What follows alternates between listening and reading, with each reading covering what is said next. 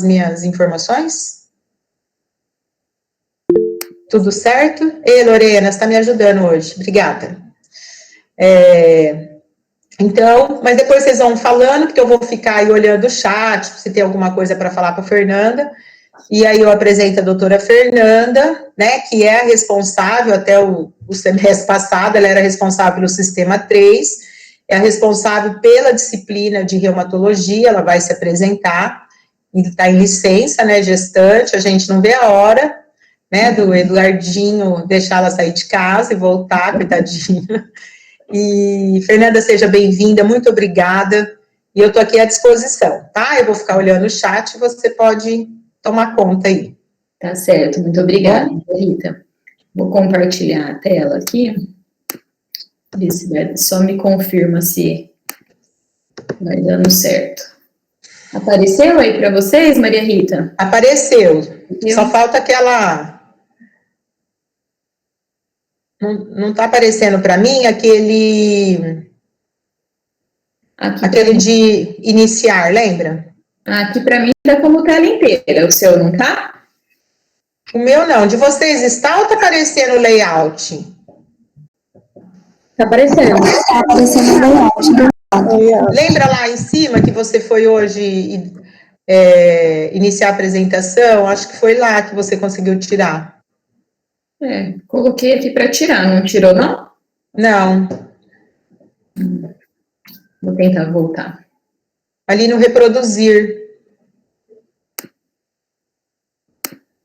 Eu coloquei como se fosse para tirar. Deixa eu tentar abrir de novo. Compartilha de novo e... Gente, mas se alguém quiser ir mandando alguma perguntinha, tá com vergonha de falar na frente de 127 alunos, colegas, pode ir mandando aqui no chat. Fernanda, você foi... Isso. Foi? Sumiu, agora tá bacana. Tá joia. Tá certo aí pra vocês, né, gente? Sim. Bacana. Vou desligar meu som, mas eu tô aqui. Tá ótimo. Tá aguardando aqui. Tá, obrigada. Bom, pessoal, boa tarde. Para mim é um prazer muito grande estar aqui com vocês. Como a Maria Rita disse,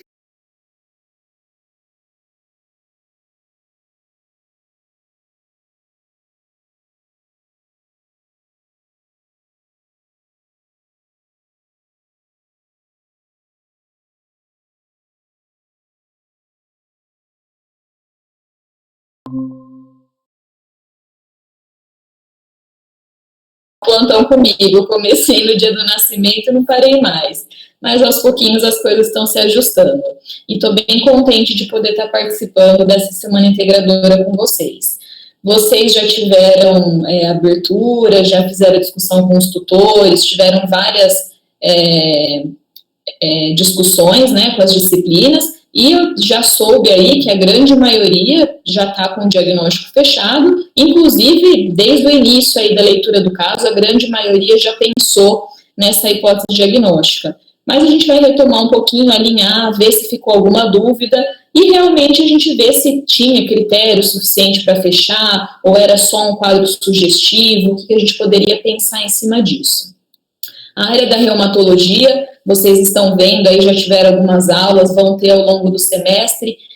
Muitas pessoas ficam até em dúvida do que a reumatologia trata, e muitas pessoas pensam artrite, artrose, quadro de dor, envolvimento articular, e eu falo que a reumatologia é muito além disso, e o mais fascinante da reumatologia é o quadro autoimune, são as vasculites, são as colagenoses. Então, a gente tem doenças que têm envolvimento de múltiplos órgãos. Então, quando a gente pensa aí, vocês estão estudando pneumo, é o envolvimento pulmonar, vocês vão estudar gastro, envolvimento do trato gastrointestinal e reumato. Reumato envolve todos esses órgãos e sistemas. Por isso, ela é bastante interessante e, ao mesmo tempo, bem difícil. E a gente chega a brincar e não deixa de ser uma verdade, é uma brincadeira, mas não deixa de ser uma verdade, nos pacientes de internados no hospital, quando ninguém sabe o que o paciente tem, geralmente é reumato que eles vão chamar para avaliar. Porque os casos estranhos, com envolvimento múltiplo, geralmente tem um envolvimento reumatológico.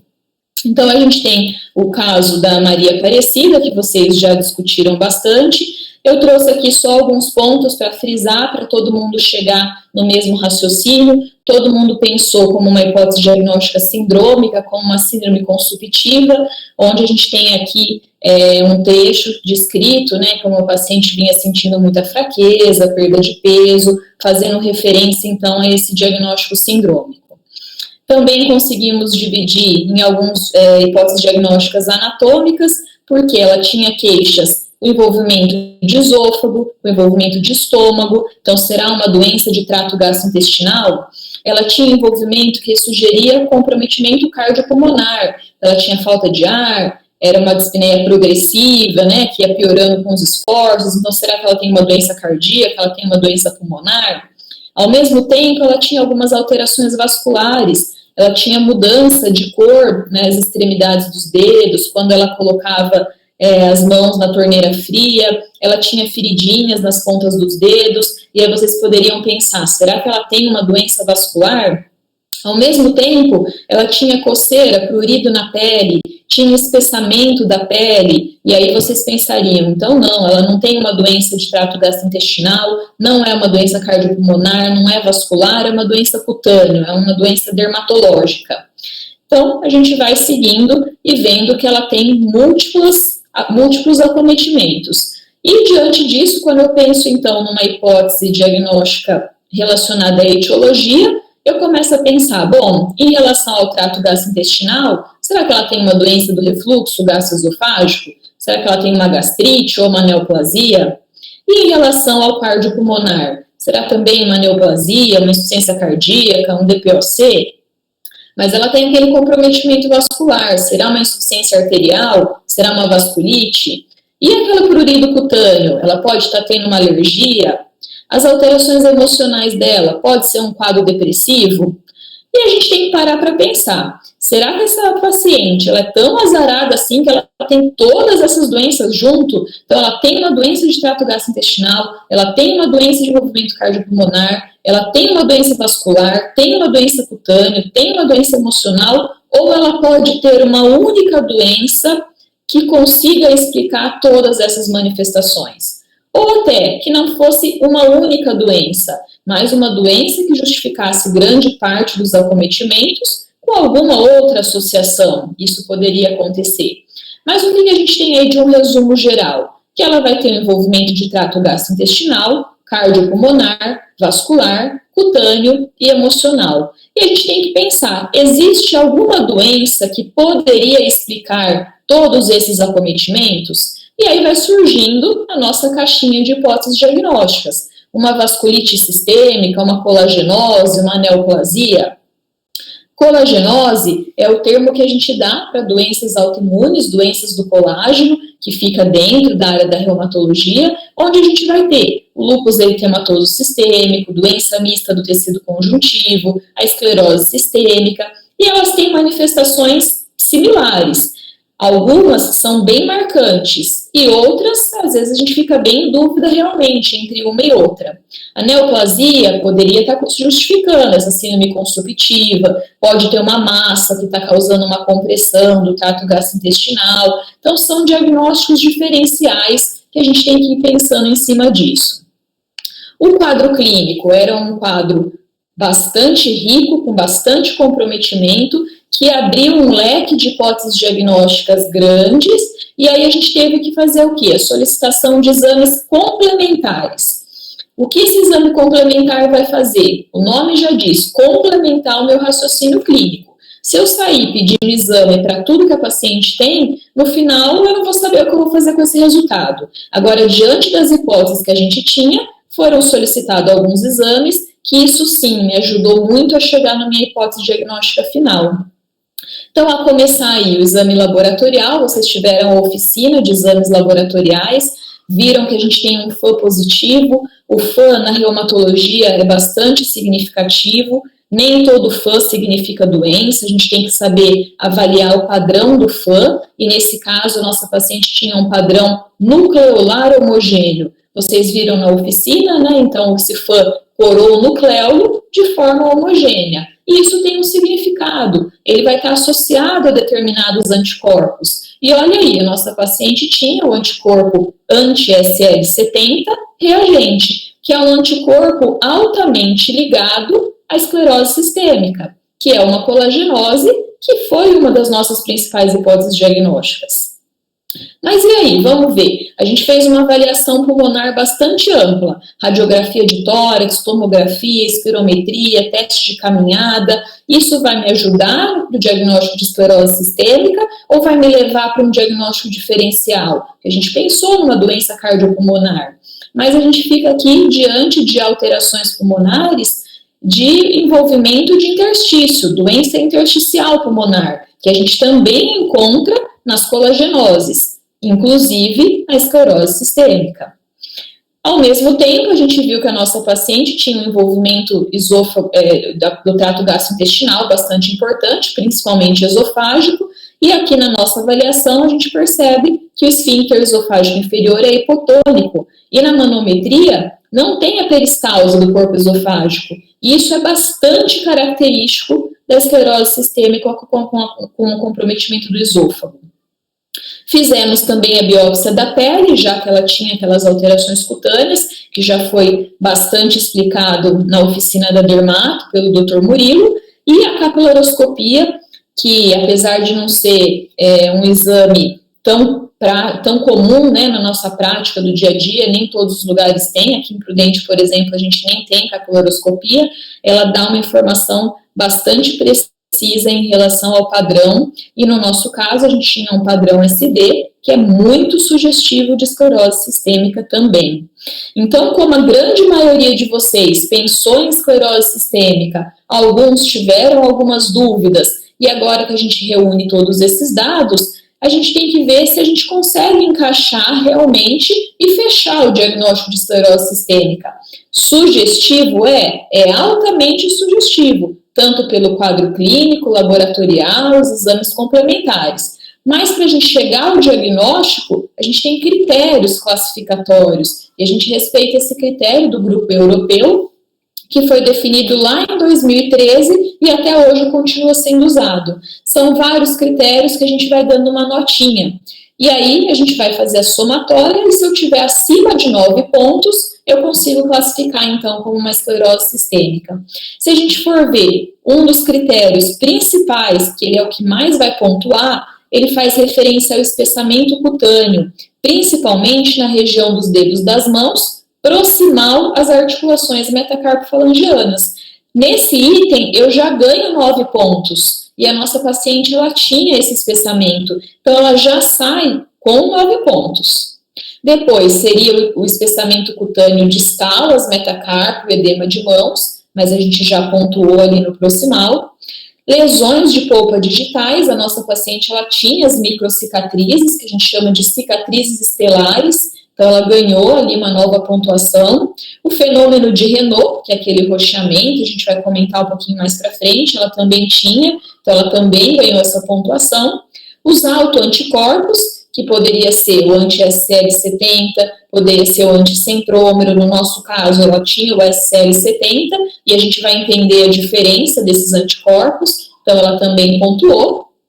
O envolvimento pulmonar, que poderia ser tanto com hipertensão arterial pulmonar, quanto com doença intersticial pulmonar, ela tinha doença intersticial pulmonar, a gente viu nos exames complementares, também pontuou. No exame físico, ela tinha a presença de telangiectasias, também pontuando esse item, e quando a gente foi ver a capilaroscopia, ela tinha um padrão SD, então tinha alterações dos capilares ungueais. Então, a gente tem aí pontuação de sobra para classificar essa paciente como portadora de esclerose sistêmica. Não sobra dúvida. Então, o caso clínico não era um caso clínico para deixar vocês em dúvida, não era para mostrar uma raridade da doença, era para mostrar, inclusive, o mais comum, o mais frequente, que é o que vocês vão encontrar no dia a dia, e a gente consegue ver realmente que não faltam dados para a gente conseguir fechar esse diagnóstico. Então, comentando um pouquinho sobre a esclerose sistêmica, eu sei que vocês já buscaram bastante sobre ela, mas alguns pontos que eu acho importante a gente estar frisando. Ela não é uma doença frequente do dia a dia, como uma hipertensão, como um diabetes, mas dentro da área da reumatologia, a gente vê diariamente casos de esclerose sistêmica. Ela tem um envolvimento autoimune, claro, a maioria das doenças reumatológicas tem esse envolvimento autoimune, associado a um quadro inflamatório. Então, isso é bastante marcante. Mas qual que é o grande diferencial da esclerose sistêmica? É o tipo de alteração que ela determina. Ela altera tanto a estrutura quanto a função dos vasos, principalmente de pequenos e de médio calibre. E qual que vai ser a consequência dessa alteração dos vasos? A consequência vai ser a evolução para fibrose, tanto da pele quanto das vísceras, que é o que a gente vai conseguindo perceber nas manifestações clínicas. Então, aquele espessamento cutâneo é uma fibrose, aquela alteração do esôfago, a perda do peristaltismo é uma fibrose, pacientes que têm envolvimento intestinal é por uma fibrose, o comprometimento pulmonar é por uma fibrose. Então, a grande maioria das complicações dessa doença é devido a essa fibrose, que infelizmente é progressiva. Ela é uma doença mais comum em mulheres, numa frequência que varia de 3 a 15 mulheres para um homem, e eu costumo sempre dizer que doença reumatológica, praticamente todas, é mais comum em mulheres. A gente tem a exceção da gota e da espondilite anquilosante, que é mais frequente em homens. Todas as outras é mais frequente em mulheres. E qual que é a idade mais frequente de esclerose sistêmica? Entre 45 e 64 anos. Mas a gente tem, inclusive, crianças com esclerose sistêmica. Mas essa seria a idade mais frequente. Resumindo, a patogênese. A patogênese, claro, ela é bastante ampla, tem várias alterações inflamatórias, imunológicas, mas o resumo, o que vocês têm que guardar em relação à patogênese da esclerose? Que vai ocorrer uma ativação imunológica por ser uma doença autoimune, então tem esse comprometimento, né, do sistema imunológico, que vai levar a uma superprodução de colágeno, que vai ser, a consequência disso vai ser o quê? A fibrose, que a gente tanto falou até agora. E vai ter uma disfunção vascular, que a consequência disso vai ser a isquemia tecidual. Tanto é que a gente conseguiu perceber aí a importância do Raynaud, das cicatrizes, das úlceras digitais que esses pacientes vão apresentando. Então, fibrose e isquemia tecidual são as duas alterações principais na patogênese dessa doença. As manifestações clínicas vocês puderam ver, eu acho que é o que mais chamou atenção nesse caso. Ela é bastante ampla, bastante variada, muito rica, com envolvimento então de vários órgãos e sistemas, o que faz a gente pensar, ora em uma doença gastrointestinal, ora em uma doença cardiopulmonar, ora em uma doença dermatológica, e aí a gente vai ver que então tudo isso se reúne com uma única origem. O fenômeno de Raynaud, muito característico na esclerose sistêmica, a gente chega a ter até 100% dos casos de pacientes com esclerose cursando com o fenômeno de Raynaud. Ele nada mais é do que um fenômeno vasoconstritor, e geralmente ele é desencadeado ou exacerbado quando esses pacientes se expõem a temperaturas frias. Então, colocou a mão na água gelada, segurou um copo de cerveja, um copo de sorvete, teve aquele fenômeno de vasoconstrição, ele vai ter a alteração da coloração. E aí essa coloração ela vai passar por 3 tipos de cor: a palidez, a cianose e o rubor. E geralmente costuma respeitar essa transição, palidez, cianose e rubor. Então a gente costuma até usar aquele exame de proteína C reativa, que a gente abrevia PCR, seriam as fases do fenômeno de Raynaud: P de palidez, C de cianose e R de Raynaud. Então, muito importante. É exclusivo, é patognomônico da esclerose? De jeito nenhum. O lúpus, por exemplo, a gente encontra fenômeno de Raynaud, a doença mista do tecido conjuntivo, e nós temos, inclusive, pessoas saudáveis que têm fenômeno de Raynaud. Inclusive, alguém aí da sala pode ter e às vezes já fica preocupado. Será que eu tenho esclerose sistêmica? Não, o Raynaud, ele não é característico da esclerose sistêmica.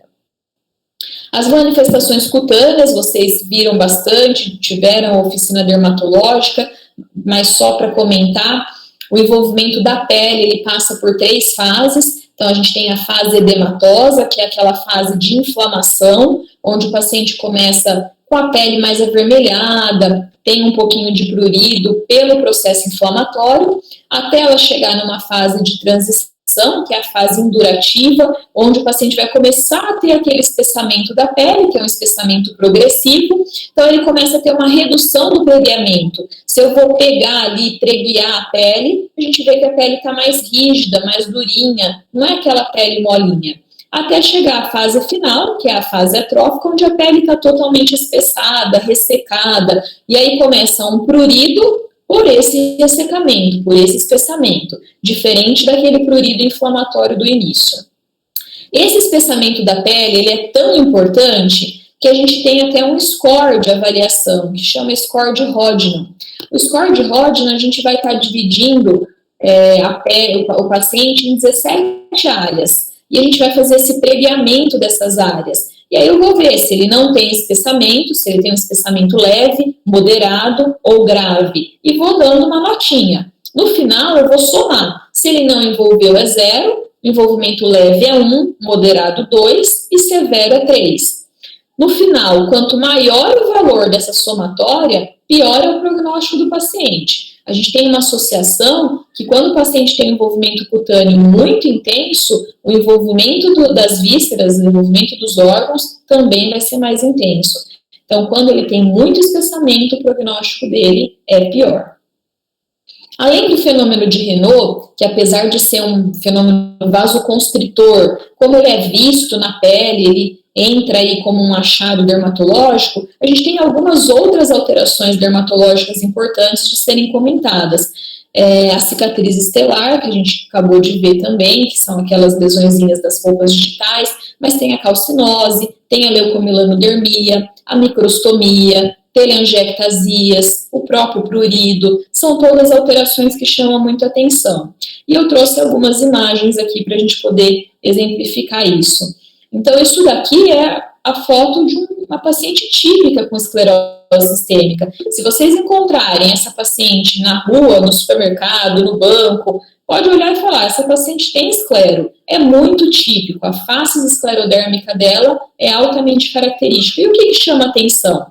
Reparem, é uma paciente de uma idade já um pouquinho mais avançada, olha a testa dela como tá lisinha, não tem uma rugosidade importante, então parece que tá cheio de botox, né, toda em dia, mas na verdade é o espessamento, a fibrose da própria doença, o nariz com afilamento importante, várias áreas de telangiectasia na face, o lábio também, né, o afilamento labial, a protrusão da arcada dentária, e aqui na foto ao lado a gente vê a dificuldade da abertura da boca, então ela reduziu um pouquinho a abertura da boca, que também é bastante sugestivo da esclero. Aqui uma mãozinha também muito sugestiva, ele tem um espessamento de todo o dedo, tanto proximal quanto distal, as metacarpofalangianas, a gente não está pegando, a gente está fazendo só a inspeção. Provavelmente eu não conseguiria preguiar, então a gente ia dar aquela notinha severa no score de Rodnan, que seria nota 3 para essa região, tanto de acordo com o grau mesmo do espessamento. Essa é uma imagem da leucomelanodermia, a gente também chama isso de sal e pimenta, então é esse entremeado de áreas mais brancas com áreas normais da pele, também bastante sugestivo, mas também não é patognomônico da esclerose sistêmica.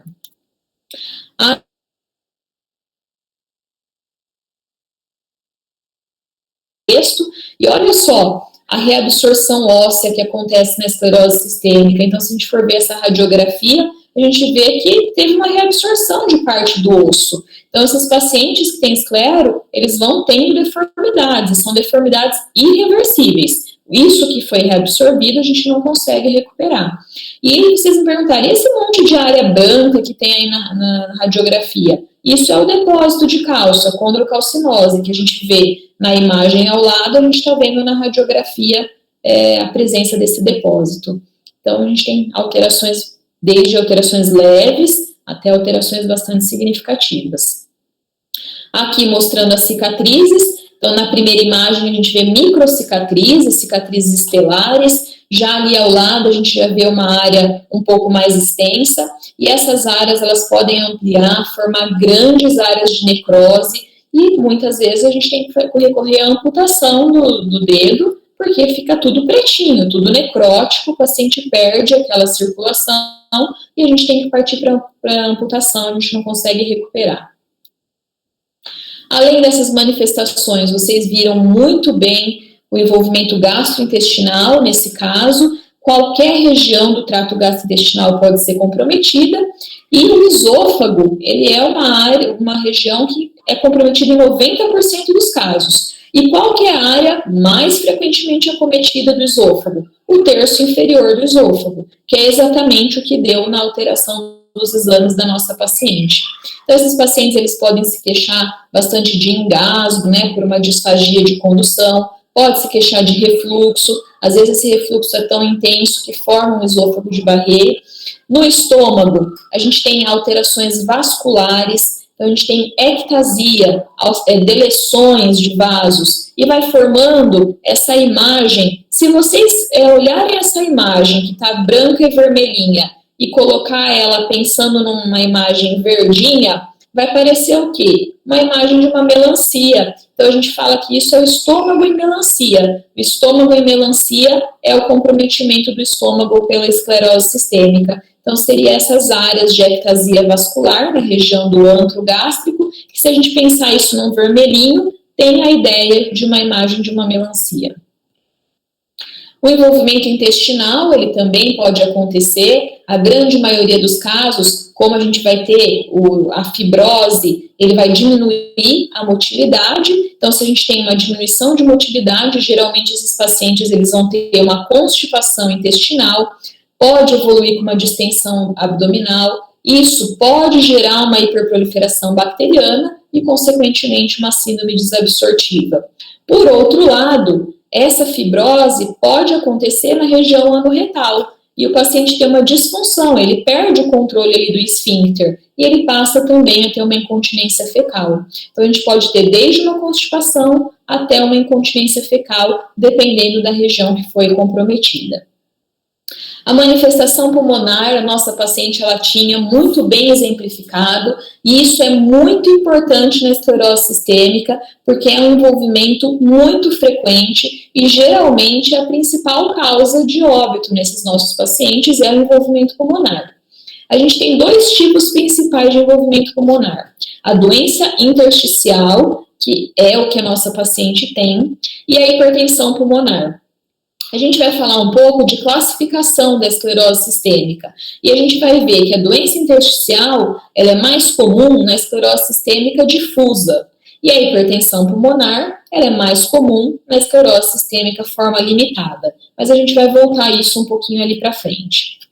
E como que eu consigo diferenciar isso clinicamente? Tem como? Tem como a gente pensar se é mais intersticial ou se é o envolvimento da hipertensão pulmonar. A doença intersticial, o nosso paciente ele vai cursar com tosse seca, com dispneia aos esforços. É aquele paciente que vai fazer o exame de imagem e vai ter aquele padrão de vidro fosco, vai fazer uma espirometria e vai ter aquele padrão restritivo, que é o caso da nossa paciente. Já o paciente com hipertensão arterial pulmonar, ele também vai ter um quadro de dispneia aos esforços, mas ele tem outros sintomas associados: síncope, fadiga, edema de membro inferior, dor precordial. A gente vai ter a suspeita pelo sintoma. Quando a gente faz o ecocardiograma, a gente percebe um aumento da PSVD, que é a pressão do ventrículo direito, e a gente tem que fazer um cateterismo para a gente conseguir concluir se esse paciente tem hipertensão arterial pulmonar. A nossa paciente ela não tinha todos esses sintomas, ainda assim nós solicitamos um ecocardiograma, mas ele veio absolutamente normal e a gente nem chegou a progredir para o cateterismo porque não tinha essa suspeita. Manifestação renal. A nossa paciente ela não tinha manifestação renal. E por que eu trago aqui e por que eu friso a importância? Apesar da esclerose sistêmica ter múltiplos acometimentos, o único que é uma emergência é a manifestação renal, que é a crise renal esclerodérmica. A crise renal esclerodérmica, então, é uma emergência reumatológica. E ela cursa com 5 alterações principais. a hipertensão arterial maligna. Então, o paciente ele chega no pronto-socorro com um pico hipertensivo bastante significativo, uma insuficiência renal aguda e rapidamente progressiva, ele chega oligúrico, logo ele pode evoluir para anúria e ele pode precisar, inclusive, de tratamento dialítico. E algumas alterações laboratoriais, anemia hemolítica, que é uma anemia bastante grave, a trombocitopenia, então uma queda de plaqueta, e o aumento da atividade da renina plasmática, que isso nem todos os serviços têm disponível, essa dosagem, e não é isso que faria ou não faria o diagnóstico de uma crise renal esclerodérmica. Chegou um paciente que tem um quadro de esclerose sistêmica, está com uma hipertensão arterial importante, está oligúrico, tem anemia, tem trombocitopenia, eu nem preciso da renina, esse paciente está numa crise renal esclerodérmica. E por que é importante eu frisar isso? Porque muitas pessoas não sabem tratar a crise renal esclerodérmica e tratam errado e agrava ainda mais o quadro do paciente. E a gente vai ver aí para frente que o tratamento é extremamente simples. Então isso é muito importante a gente frisar. Mas a gente vai chegar lá na parte de tratamento, eu volto a comentar isso com vocês. As manifestações musculoesqueléticas, desde manifestações como dor articular, dor muscular, contratura, até as reabsorções ósseas que a gente acabou de ver. Mas vocês concordam comigo que dentro de tantas manifestações, o envolvimento musculoesquelético na esclerose sistêmica deixa de ser, inclusive, o mais importante, né? Então, quando a gente pensa que reumatologia é muito ligada ao músculo esquelético, e realmente é, mas olha só o quanto envolvimento essa paciente tem, e o músculo esquelético até deixa de ser o mais importante desse caso, né? Então, comentando um pouquinho sobre a classificação, a gente tem várias formas de classificar a esclerose sistêmica, mas dentro da reumatologia, a esclerose sistêmica, a classificação hoje mais atual é essa que eu vou passar para vocês agora. Então, a esclerose sistêmica, quando eu falo esclerose sistêmica, eu já sei que ela não é só esclerodermia, só aquele envolvimento de pele, que poderia acontecer, poderia ser só pele, que aí é esclerodermia. Aqui eu tenho esclerose sistêmica. Eu tenho esclerose sistêmica cutâneo limitada, eu tenho esclerose sistêmica cutâneo difusa e eu tenho esclerose sistêmica cine-escleroderma. Qual é a diferença entre elas? O nome já diz. Esclerose sistêmica cutâneo limitada, eu tenho envolvimento limitado. Então, algumas regiões da pele vai estar envolvida. Quais são essas? Região de cotovelo para baixo, joelhos para baixo e clavícula para cima. Então, aquele espessamento, quando vocês vão avaliar o score de Rodnan, por exemplo, vai estar espessado na região do antebraço, vai estar espessado na região da perna, vai estar espessado na região da face, mas o abdômen, por exemplo, não vai ter um espessamento. Então, ele é limitado a determinadas regiões. E junto com essa limitação da pele, a gente sabe que algumas manifestações são mais frequentes dessa esclerose sistêmica cutânea limitada. Até pouco tempo atrás, essa classificação ela era colocada como síndrome de Crest. Não é mais usada como síndrome de Crest, mas a gente ainda traz muito essa menção, porque Crest é a abreviação dos principais comprometimentos da esclerose sistêmica cutânea limitada. Quais que são? O C de calcinose, o R de Renault, o E de esôfagopatia, o S de esclerodactilia e o T de telangiectasias. Então, se um dia vocês chegarem e falaram, nossa, eu não lembro nada de esclerose sistêmica, mas lembro de uma tal de síndrome de Crest, e vocês conseguirem lembrar o que é o Crest, vocês vão conseguindo lembrar as principais manifestações da esclerose sistêmica cutânea limitada e vai ajudar bastante, obviamente, vocês. Mas a gente não usa mais essa classificação. A mais atualizada é a cutâneo limitada. Lembrando, a gente comentou ali atrás que a gente tinha dois envolvimentos pulmonares principais, hipertensão arterial pulmonar e doença intersticial. Na cutâneo limitada, o mais frequente é a hipertensão arterial pulmonar. Então, eu já imagino que na cutânea difusa, o mais frequente é a doença intersticial. E em relação aos autoanticorpos, também tem uma diferença aí. Na cutâneo limitada, o autoanticorpo mais frequente é o anticentrômero. Na doença intersticial, o anticorpo mais frequente é o anti-SCL70. Então, chegando na cutâneo difusa, já não sobrou muita dúvida em relação a ela. Se ela é difusa, qualquer região da pele pode estar envolvida. Qual que é a manifestação pulmonar principal? É a fibrose. E qual que é o anticorpo principal? É o anti-SCL70. Em relação ao envolvimento renal, que a gente acabou de comentar, a crise renal esclerodérmica, ela é mais frequente na esclerose sistêmica cutâneo difusa do que na cutâneo limitada, ok? E por fim, a esclerose sistêmica cine-escleroderma. O que é esse cine-escleroderma? Sem escleroderma, sem espessamento. Então, eu tenho envolvimento apenas visceral, eu não vou ter envolvimento cutâneo. Olha que interessante, né? Diante de uma suspeita de esclerose, eu sempre espero, sempre vou pesquisar espessamento cutâneo, mas eu tenho aqueles pacientes que vão ter envolvimento apenas visceral, que não vai ter envolvimento da pele. Em relação aos exames laboratoriais, vocês viram a importância do FAM, a importância dos autoanticorpos. Além disso, a gente sempre avalia prova de atividade inflamatória, então velocidade de hemossedimentação, proteína C reativa. Então, se eu tenho uma atividade inflamatória, eu espero uma elevação desses exames. O hemograma, onde eu posso ter anemia, que pode até ser a hemolítica da crise renal. Posso ter a trombocitopenia, então é importante. Se eu tenho anemia, eu tenho que pesquisar a hemólise, até para ver se eu estou diante de uma anemia hemolítica. E a função renal, e se o paciente tiver uma crise renal esclerodérmica, ele vai ter uma insuficiência renal aguda e a gente tem que estar fazendo esse acompanhamento. Aqui só esquematizando o FAM, mas vocês já fizeram, inclusive, a oficina de exames laboratoriais. Então, quando a gente vai avaliar o FAM, mais do que FAM ser reagente ou não, a gente tem que definir o padrão. Então, se vocês me ligarem, meu FAM deu positivo, eu vou perguntar para vocês, qual é o padrão? Vem um padrão nuclear pontilhado fino, vem um padrão centromérico, vem um padrão nucleolar homogêneo. Isso faz diferença? Faz diferença. No nosso caso, era um padrão nucleolar homogêneo, que é o padrão mais associado ao anticorpo anti-SCL70 e, consequentemente, mais associado à esclerose sistêmica. Então, um padrão bastante típico que veio colaborar com o nosso diagnóstico.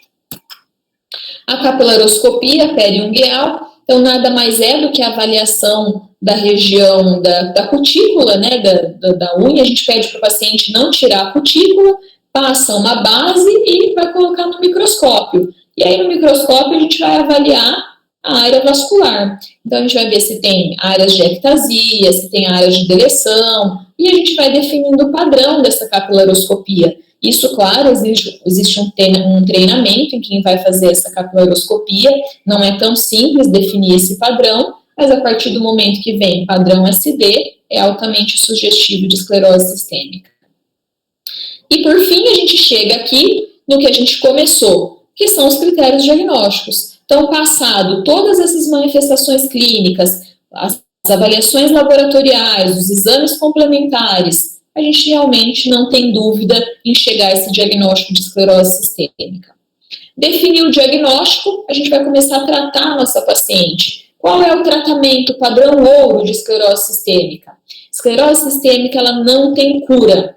Não tem um medicamento único que vai resolver o problema de todos os pacientes. O tratamento da esclero, ele é direcionado para o envolvimento principal desse paciente.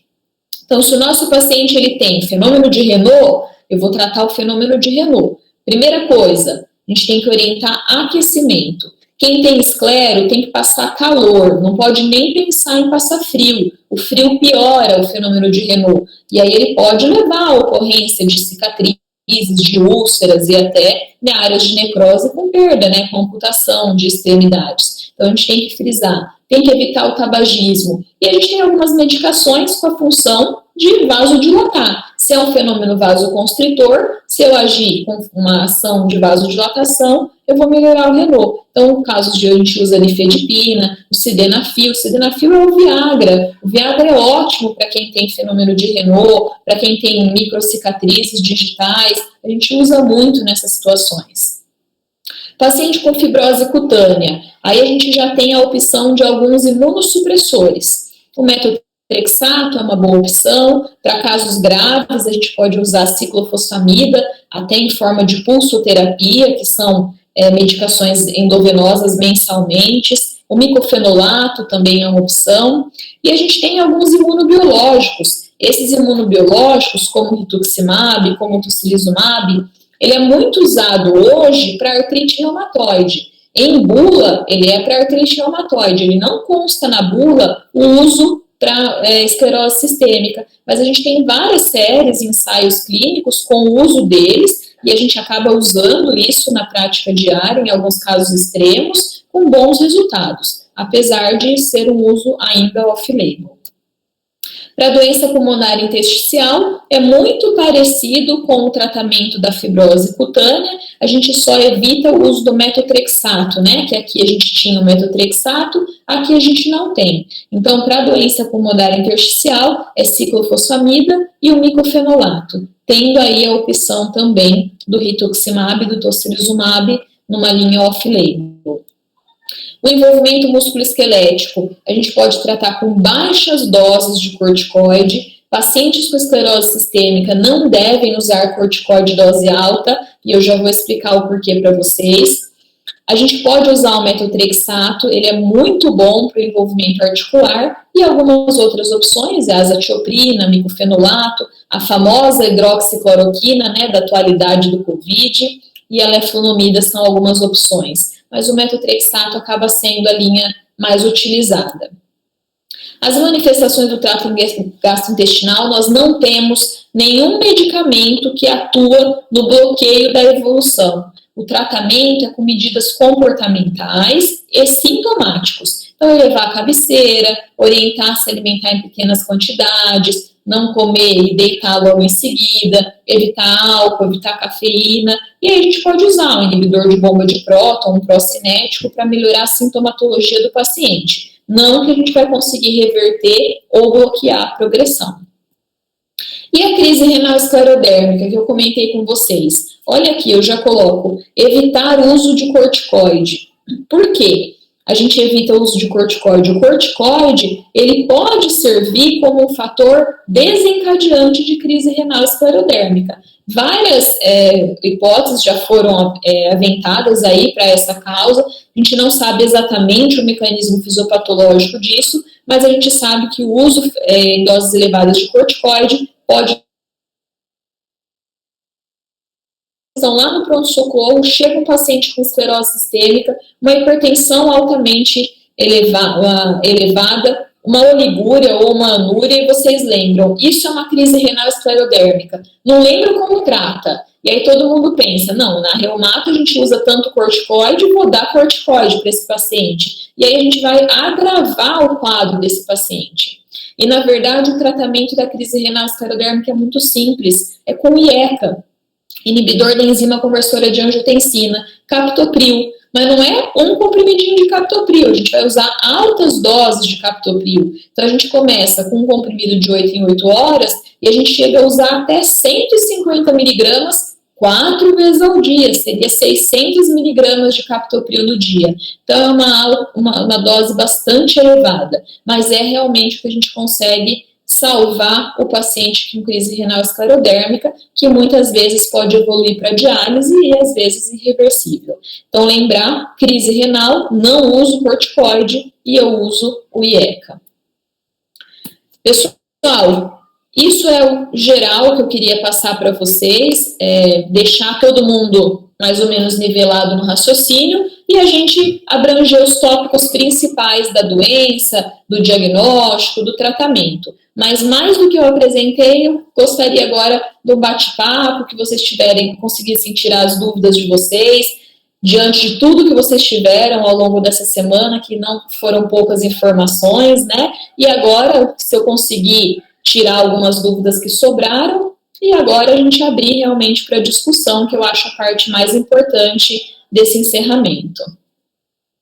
Então, estou à disposição de vocês. Espero ter ajudado com essa apresentação, mas acho bem importante a gente fazer uma discussão agora. Professora. Isânia, desculpa, pode perguntar, depois eu pergunto. Não pergunta, espera. Professora, eu ia perguntar a respeito assim, o estômago que a senhora mostrou em melancia, ele pode levar um quadro de anemia ferropriva ou assim, é muito raro?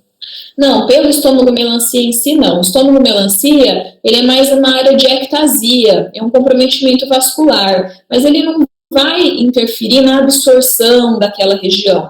Mas, geralmente, esse paciente ele não vai ter só o estômago melancia, ele pode ter um envolvimento intestinal também. E aí ele já pode comprometer um pouquinho, levar uma síndrome desabsortiva e aí sim desenvolver um quadro de anemia, não só ferropriva, né? Várias anemias carenciais ele pode ter. Mas só pelo estômago melancia não seria uma associação direta não, Giovana. Ah, tá bom, muito obrigada.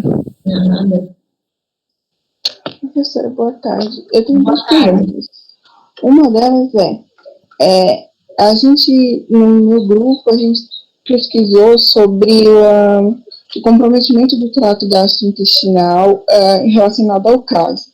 Aí eu fui pensar na fisiopatologia microscópica disso, e essa dificuldade de mobilidade do esôfago que ela é desenvolvida é por causa da produção exacerbada do colágeno que faz com que impeça essa peristalse, ou é algum outro mediador inflamatório que eu vi que não é só o colágeno, né, que vai prejudicar. E a outra coisa é o comprometimento pulmonar, ele também, que ele pode acontecer, tanto porque a própria doença, ela vai acometer o pulmão e causar fibrose, mas eu vi também que o refluxo gastroesofágico que aparece primeiro, se ele for muito constante, ele pode levar a uma pneumonia, alguma coisa, é isso? Isso. Na verdade, nesse caso, Azânia, tanto o envolvimento do esôfago quanto o pulmonar é pela mesma fisiopatologia, que é realmente essa fibrose decorrente da hiperprodução do colágeno, tá? Então, eles vão fibrosando, vão endurecendo e tem esse comprometimento do esôfago e no pulmão a mesma coisa. Essa questão da doença do refluxo gastroesofágico, a gente pode ter uma pneumonite química, que a gente fala. Então, aquela acidez, o refluxo, muitas vezes não tem o controle, acaba tendo uma certa aspiração daquele conteúdo e leva a uma pneumonite química, que pode acontecer também. Não só na esclera, a gente vê muito isso até em idoso, né? Aspirou, desenvolveu aquela pneumonite, ou por ter uma doença de refluxo muito importante. Nesse caso, não tinha referência à doença do refluxo, era totalmente relacionada à fibrose, pode acontecer, mas não seria esse perfil de paciente, não. Nesse caso, é realmente pela hiperprodução de colágeno levando à fibrose.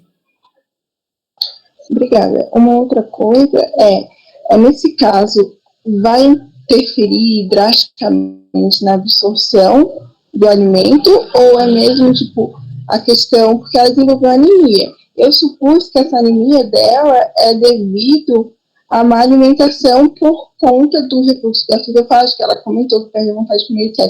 Mas, com isso, a absorção dos nutrientes, ela também fica prejudicada de forma geral ou não? Ela pode ter comprometimento da absorção, mas aqui a gente não chegou a ter dados, né, disso, a gente não avaliou se ela está tendo uma síndrome desabsortiva, mas independente disso, ela estava tendo engasgo frequente, uma má alimentação, uma alteração emocional que estava prejudicando também, ela não tinha vontade de se alimentar, vinha com perda de peso, então por isso uma anemia carencial, mas nada impede de a gente ver que ela teria uma síndrome desabsortiva associada, mas a gente não chegou a aprofundar essa avaliação nela, porque ela não tinha tanta queixa intestinal, a gente ficou mais na queixa gástrica dela, mas ela poderia sim ter alguma associação. Bom, obrigada pela aula. Professora, Pode falar. desculpa, eu tenho uma dúvida, eu não sei se está certo o que eu li, né, mas eu li um artigo que falava sobre uma tal de síndrome overlap, eu não sei se é assim que fala, que é quando tem duas doenças autoimunes, né, mas a gente consegue ver as duas no paciente, né? Exatamente. Em relação à esclerose sistêmica, é comum eu ter essa síndrome overlap, eu ter alguma outra doença também nesse paciente, porque eu li sobre a sarcopenia, só que eu não sei se realmente pode ter, se o fato de eu ter, na esclerose sistêmica, ser uma doença inflamatória, né, se isso pode contribuir também para essa sarcopenia ou não. Andressa, é excelente. A sarcopenia tem sido cada vez mais discutido, né, a nível de congresso de reumatologia. Várias doenças reumatológicas têm cursado com sarcopenia e muitas vezes subdiagnosticadas. Mas quando a gente fala de síndrome overlap ou síndrome de superposição, a gente está dizendo de duas doenças autoimunes. Então, não seria, por exemplo, esclerose sistêmica e sarcopenia, ou esclerose sistêmica e diabetes mellitus. Ele teria, por exemplo, esclerose sistêmica e lúpus eritematoso sistêmico. Então, quando a gente tem uma doença autoimune, o risco de ter uma segunda doença autoimune é um pouquinho maior. Então, é muito comum a gente ter lúpus com artrite reumatoide com síndrome de Sjögren, e aí a gente fala dessa overlap ou síndrome de superposição. Então, aqui nesse caso, considerando que ela tivesse uma sarcopenia, por exemplo, a gente não ia atribuir o overlap ou a síndrome de superposição para ela, mas nada impede dela ter esclerose sistêmica com alguma outra doença associada. É o que eu disse no início para vocês. Às vezes a gente, em vez de pensar em 10 diagnósticos para ela, a gente procurou uma doença que explicasse tudo que ela tinha ou a maioria dos sintomas, porque não necessariamente também precisaria ser tudo da esclero. Então eu tenho pacientes que têm a esclero, tem várias manifestações, e aí às vezes tem algum comprometimento que eu falo, mas isso não é da esclero, então eu vou pedir uma avaliação do endócrino, do cardio, do pneumo, porque ele pode ter outras doenças. Mas essa ideia da superposição, do overlap, é dentro do quadro imunológico. Mas muito legal, Andressa, isso tem sido um tema muito discutido atualmente nos congressos, essa questão da sarcopenia, viu?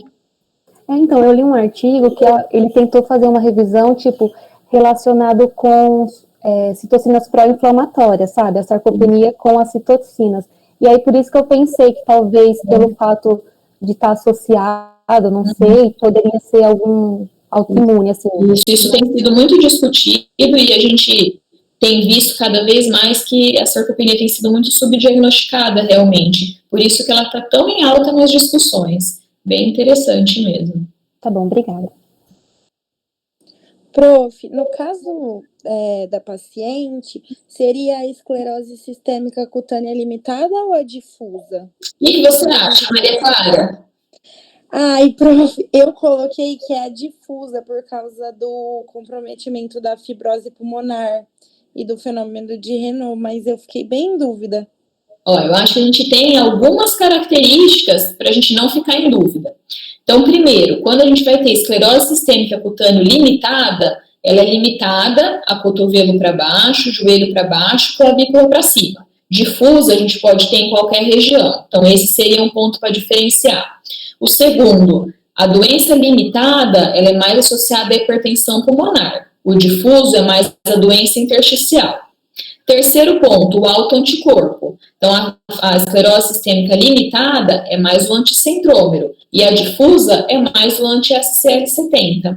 Então, nesse padrão, onde a gente tem envolvimento intersticial, a gente tem o anti-SCL70, a gente vai direcionar isso mais para o envolvimento difuso.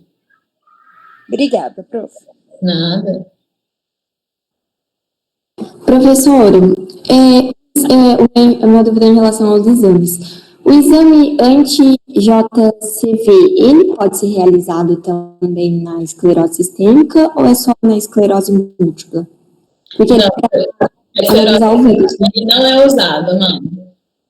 Não? Ah, então tá bom. E o natalizumab, ele é usado? Não, também. Não entendi. O medicamento natalizumab do Não.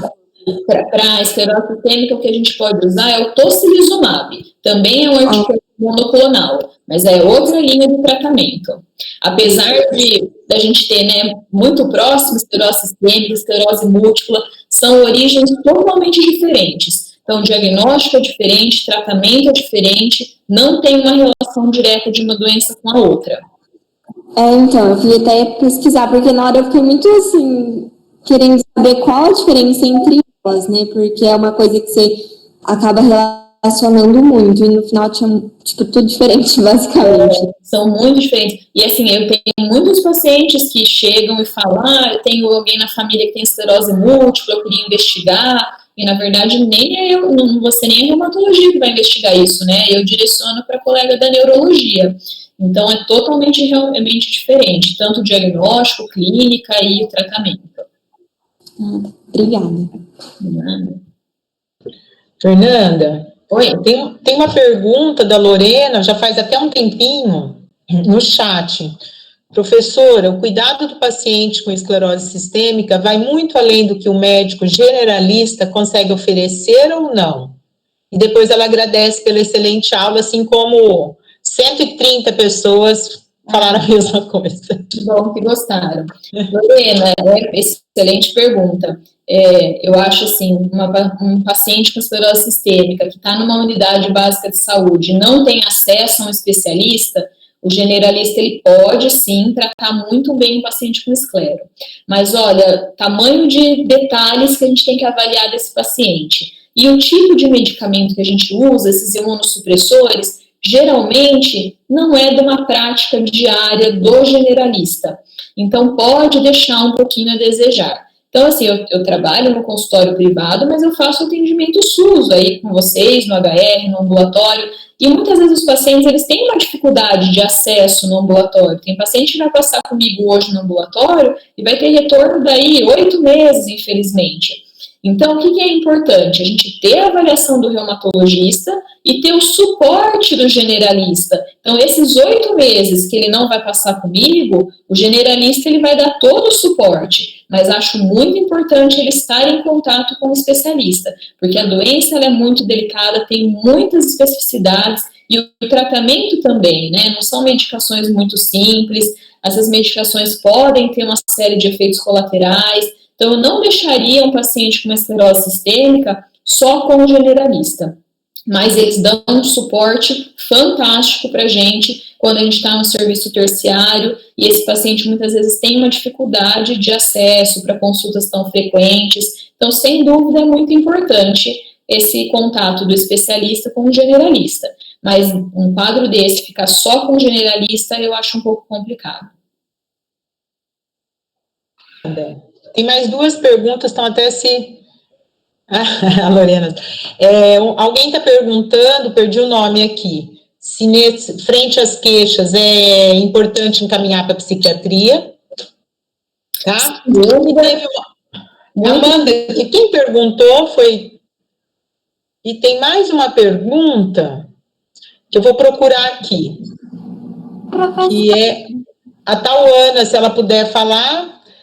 que é a forma localizada da esclerose pode envolver danos cerebrais? Então, são 2 perguntas que eu encontrei aqui no chat. Então, primeiro, em relação à psiquiatria, sem dúvida, tem que fazer esse acompanhamento. Não só esse caso especificamente, a gente fala que toda doença crônica pode mexer um pouquinho com essa parte emocional. E muitas vezes, se o emocional não vai bem, a doença também não vai bem. E no caso dela, né, que está tendo envolvimento importante, sem dúvida, o tratamento em associação com o psiquiatra ajudaria muito, com certeza. Em relação à forma localizada, quem que perguntou isso? Foi a Tauana? Tauana, aí a gente só queria pontuar uma coisa com você.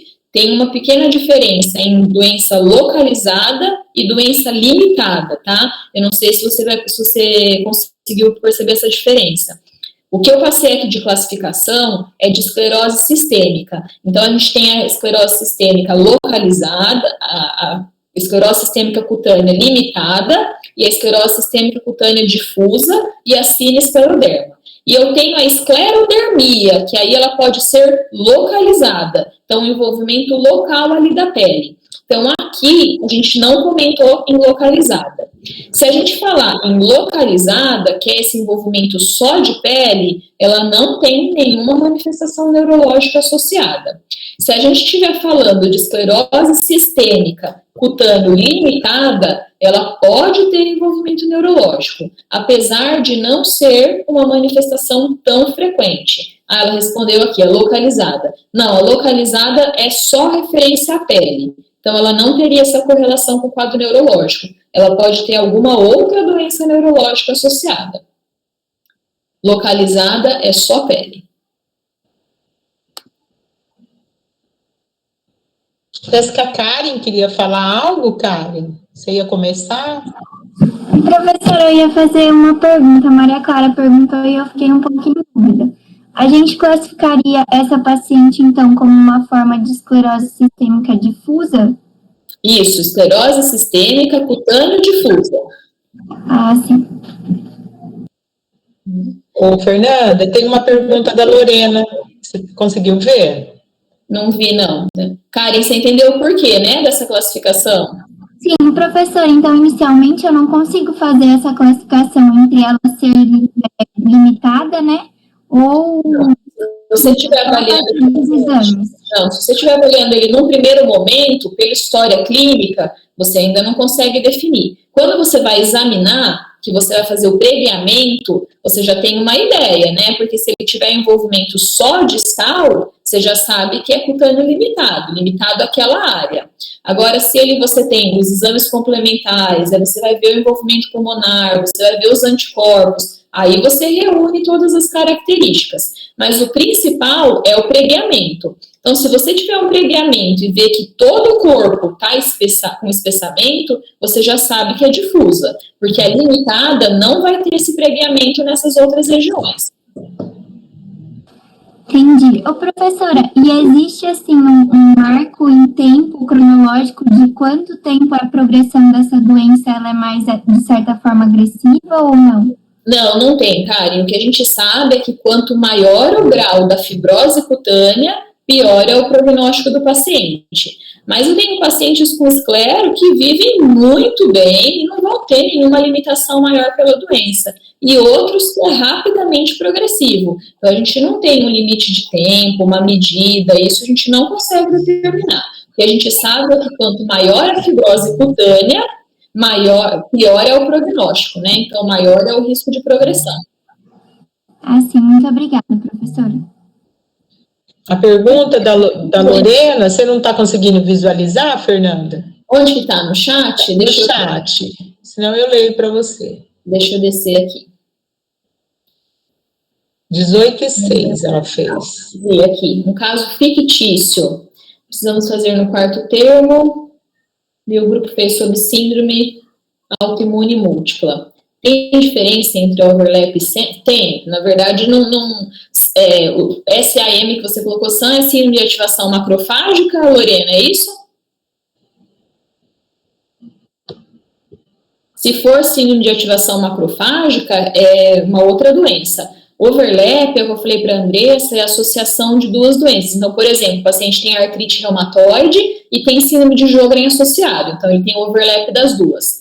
A síndrome de ativação macrofágica é uma complicação da artrite reumatoide, que aí ele tem um envolvimento sistêmico, mas não é uma segunda doença, é uma complicação da doença principal. Então, não entra como um overlap, entra como uma complicação. Então, tem diferença, não é a mesma coisa, não. Ela quis dizer que a SAM é a síndrome autoimune múltipla. Não, a síndrome autoimune múltipla é a denominação de uma doença, não é duas doenças diferentes. Então, não seria overlap. Overlap é até duas doenças? Não, posso ter até mais de duas, Lorena. Posso ter mais. Às vezes o paciente ele tem lúpus, artrite reumatoide e síndrome de Sjögren. Então, ele tem overlap. Overlap é sobreposição. Então, o paciente ele tem várias manifestações de doenças da mesma linhagem, né? Entendeu?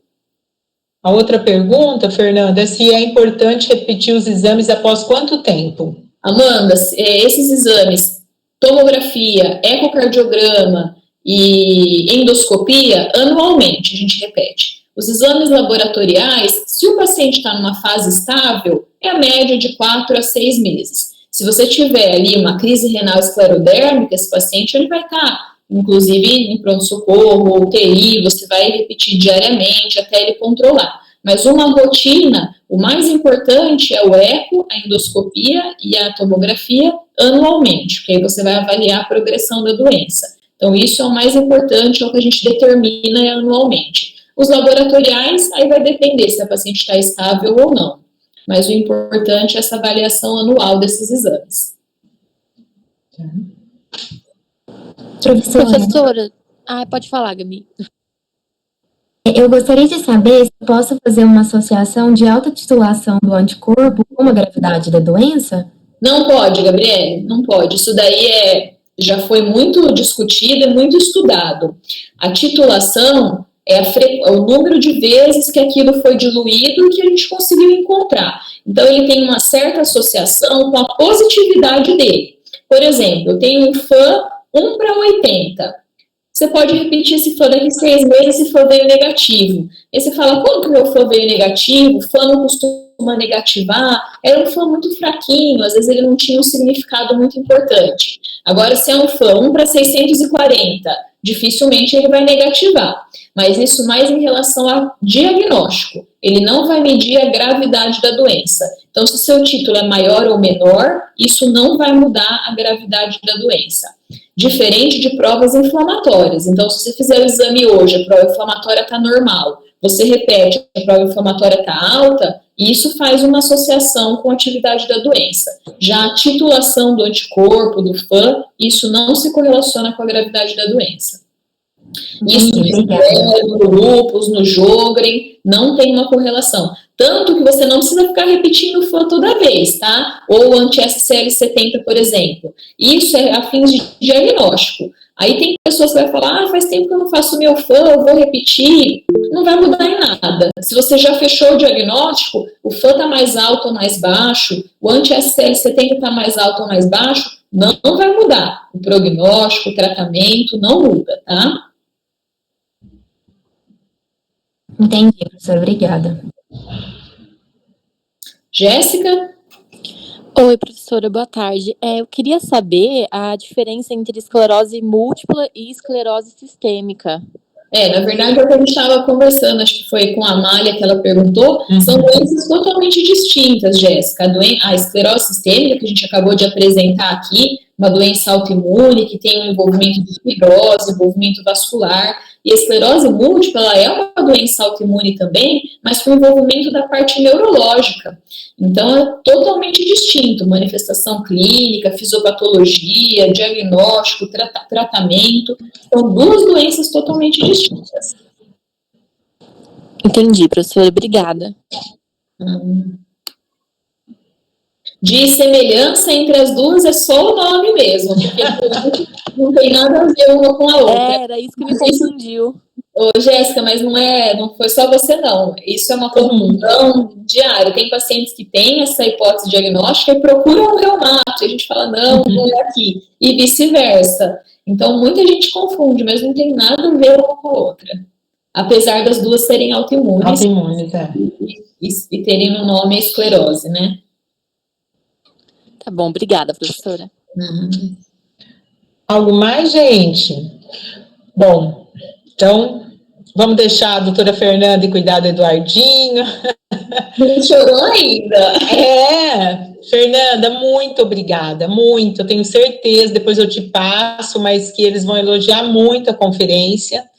Não sei se eles vão me detonar pela Semana Integradora, mas você fechou com chave de ouro, né? Amanhã nós temos encerramento, mas foi muito boa a sua fala, tá? Acho que pegou tudo que a gente, era o nosso objetivo nessa semana, né? Englobando e contemplou todos os aspectos, né, importantes, né, da clínica, não só da especialidade, né, que agora no final eles acabaram aproveitando aí, né, da sua presença da especialidade de reumato, mas assim, eu acho que o teu início, principalmente, esclareceu muitas dúvidas relacionadas à avaliação clínica como um todo, e aí finalizando com esse olhar, né, que era até o nosso tema, o olhar da especialidade da reumatologia mesmo, né, para esse caso. Muito obrigada. Não tem como agradecer, né, eu acho que todo mundo gostou muito, eles não param de colocar os